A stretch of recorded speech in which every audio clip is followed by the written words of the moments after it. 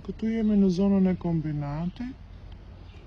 Këtu ka ekzistuar një pallat I cili u dëmtua me rënien e tërmetit dhe më pas u vlerësua se ishte I pabanuarshëm.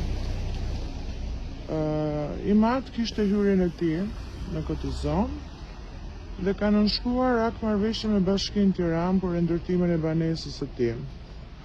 Duke qenë se banesa ekzistuese që kishte, u prish dhe u vlerësua se ishte dëmtuar nga tërmeti. Problemi është se ai është aplikanti dhe përfituesi I vetëm.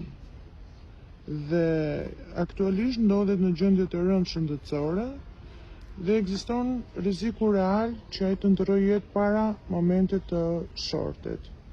Nga komunikime me bashkinë,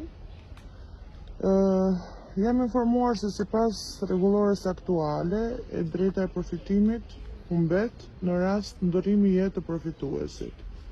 Gjë që është në kundërshtim me nenet e Kodit Civil dhe ligjin për trashëgimin. Pasi babai ka tashmë të drejtë të fituar me akt marrëveshje.